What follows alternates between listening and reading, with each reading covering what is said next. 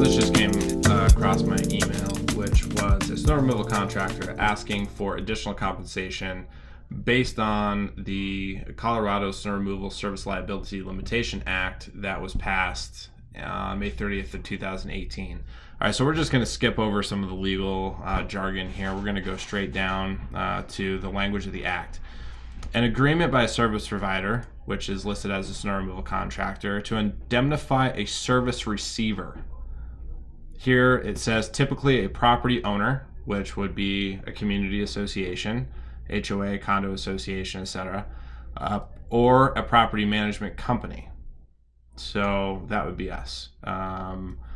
From a service receiver's own act or omission. An agreement by a service receiver to indemnify a service provider from the service provider's own act or omissions. An agreement by the service provider to hold harmless a service receiver for any tort claim. An agreement from a service receiver to hold harmless a service provider from any tort claim. And this goes on. So what is that saying? The snow removal contractors and their insurance companies were ultimately held liable for a lot of the claims that happened when somebody slipped and fell in association or there was an issue. So if a snow removal provider came by and shoveled at 2 o'clock in the afternoon, went to another association, and somebody slipped at 3 because there was more snow, was that their fault? They came, they did their job per the contract. So let's say that the contract was 2 inches.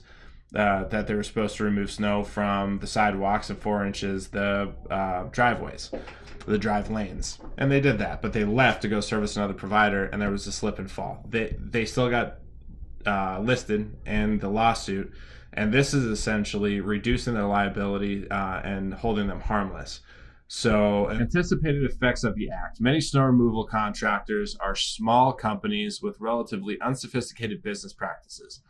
Often new business opportunities are contingent on executing a property owner's or property management company's standard contract form. They really should have talked to more stakeholders in this process because I'm not necessarily certain that that's the case. We are not a snow removal company. We do not have a standard form that is used. Now, we will meet a contractor on site and we will ask them to help fill out a property map in which where to place snow.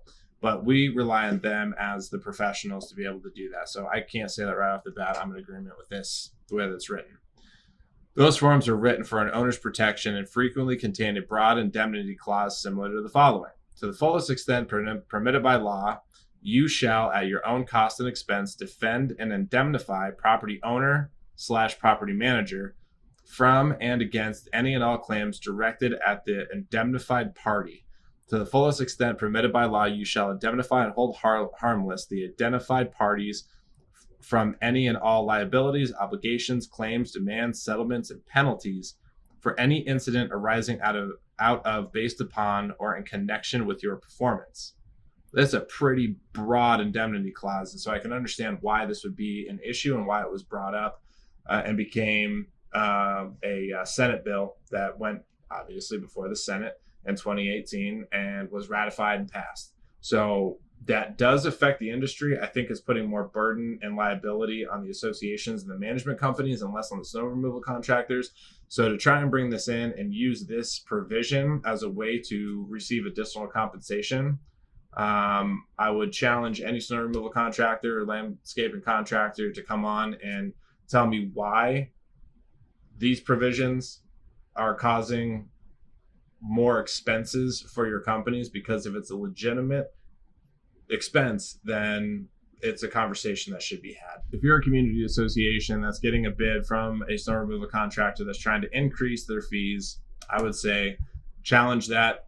And if they have a legitimate reason as to why, we'll leave it up to you to make that decision. But I thought we should come out and read a little bit about this. And the information comes from the National Law Review, which was published on September 4th of 2019. I'll add that link below. And of course, if you have any questions, reach out, let me know. Don't forget, hit the like and subscribe button. Thank you.